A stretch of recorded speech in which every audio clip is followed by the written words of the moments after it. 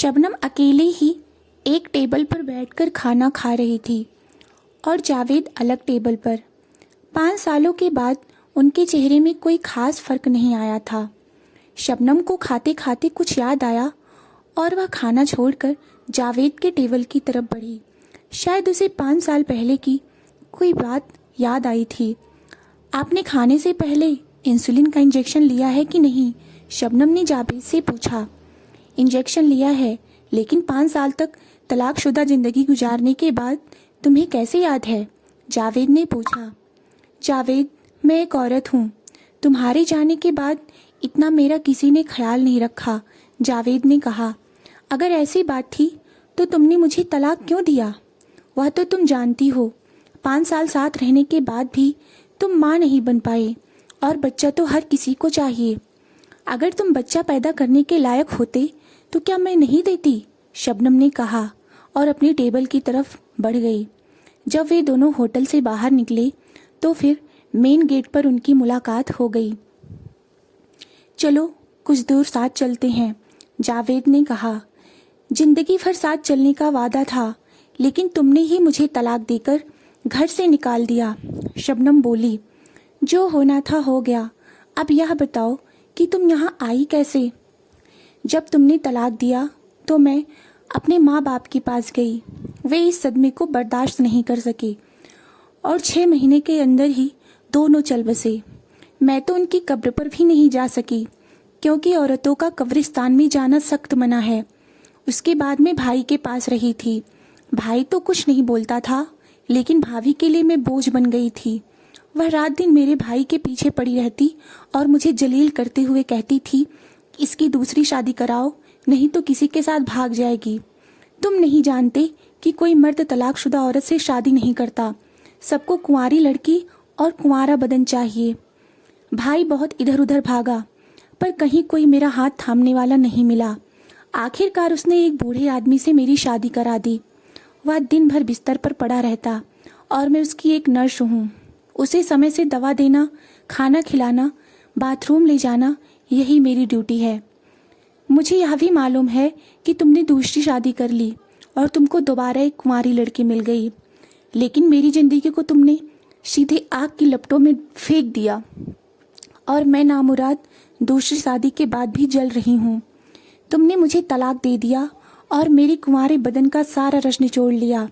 एक औरत की जिंदगी क्या होती है तुम्हें मालूम नहीं है, शबनम ने अपना दर्द बताया। उसकी आंखों से आंसू आ गए। वह रोते रोते पत्थर की बनी एक कुर्सी पर बैठ गई। जावेद सब कुछ एक भूत की तरह सुनता रहा और फिर अपना वही सवाल दोहराया, तुम इस शहर में कैसे आई? मेरा बूढ़ा पति बहुत बीमार है। मैंने उसे एक अस्पताल में भर्ती कराया है। उसकी उम्र क्या है? जावेद ने पूछा। 70 साल से भी ऊपर है, शबनम ने जवाब दिया। फिर तो उम्र का बहुत फर्क है, जावेद बोला। जब शबनम वहां से उठकर जाने लगी तो जावेद आगे बढ़कर उसका हाथ पकड़ लिया और बोला, मुझे माफ कर दो। तलाक माफी मांगने से नहीं खत्म होता है। तुमने मुझे तलाक देकर जैसे किसी ऊंची पहाड़ी से नीचे धकेल दिया और मैं नरक में चली गई। और फिर शबनम अपना हाथ छुड़ाकर वहां से चली गई। दूसरे दिन जावेद शाम को उसी होटल के सामने शबनम का इंतजार करता रहा। वह आई और बगैर कुछ बोले ही होटल के अंदर चली गई। जावेद पीछे पीछे गया और उसके पास बैठ गया। दोनों ने एक दूसरे को देखा और उनके बीच बातचीत शुरू हुई। तुम्हारी मम्मी कैसी हैं? शबनम ने पूछा। ठीक हैं, अब वे काफ़ी बूढ़ी हो चुकी हैं। उनको मेरी याद तो नहीं आती होगी। मुझे 5 साल तक बच्चा नहीं हुआ तो उन्होंने मेरा तुमसे तलाक करा दिया, और तुम्हारी बहन जरीना को 7 साल से बच्चा नहीं हुआ तो कोई बात नहीं, क्योंकि जरीना उनकी अपनी बेटी है, बहू नहीं। चलो जो होना था हो गया, यह हम दोनों का नसीब था, जावेद ने अफसोस जताते हुए कहा। नसीब बनाया भी जाता है और बिगाड़ा भी जाता है। अगर औरतों की सोच गलत होती है तो घर के मर्द एक लोहे की दीवार की तरह खड़े हो जाते हैं। वैसे औरतें ही औरतों की दुश्मन होती हैं। जावेद के पास इस बात का कोई जवाब नहीं था। वह होटल की छत की तरफ देखने लगा। फिर उसने बात को बदलते हुए कहा, क्या मेरी मम्मी से बात करोगी? हाँ, लगाओ फ़ोन, मैं बात कर लेती हूँ। जावेद ने अपनी मम्मी को फ़ोन लगाकर कहा, मम्मी, शबनम आपसे बात करना चाहती है। तौबा तौबा, तुम अपनी तलाकशुदा औरत के साथ हो? यह हमारे मजहब के खिलाफ है। मैं उससे बात नहीं करूंगी। उसकी माँ की आवाज़ स्पीकर पर शबनम को भी सुनाई दी। जावेद, तुम उनका नंबर दो, मैं अपने मोबाइल से फ़ोन करती हूँ। जावेद ने शबनम को मोबाइल फ़ोन लेकर खुद ही नंबर लगा दिया। घंटी बजने लगी। उधर से आवाज़ आई, कौन? मैं आपकी बहू शबनम बोल रही हूँ। आपने अपने लड़के से मुझे तलाक दिलवाया। वह एक तरफा तलाक था। मेरे माँ बाप को इसका इतना दुख हुआ कि वे मर गए। अब मैं तुम्हारे लड़के जावेद को ऐसा तलाक दूंगी कि वह भी तुम्हारी जिंदगी से चला जाएगा। उधर से टेलीफोन कट गया, लेकिन जावेद के चेहरे पर सन्नाटा छा गया। उसने कहा, तुम मेरी मम्मी से क्या फालतू बात करने लगी थी? शबनम ने जावेद की बात का कोई जवाब नहीं दिया।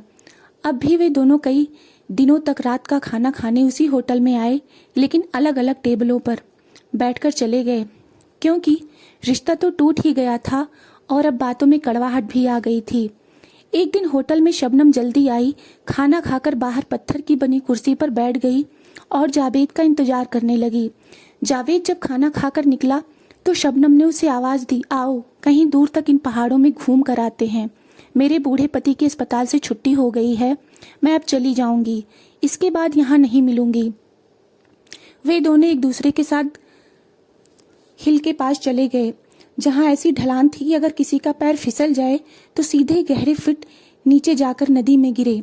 शबनम ने साथ चलते चलते जावेद से कहा, मैं तुम्हारा अपने मोबाइल फ़ोन से फ़ोटो लेना चाहती हूँ, क्योंकि अब हम नहीं मिलेंगे। तुम इस ढलान पर खड़े हो जाओ ताकि पीछे पहाड़ों का सीन फ़ोटो में अच्छा लगे। जावेद मुस्कुराया और फ़ोटो खिंचवाने के लिए खड़ा हो गया। शबनम उसके पास गई, मानो वह सेल्फी लेगी। तभी उसने जावेद को जोर से धक्का दिया और चिल्लाई, तलाक तलाक तलाक। जावेद ढलान से नीचे गिरा और नदी में कहीं जाने कहाँ गुम हो गया।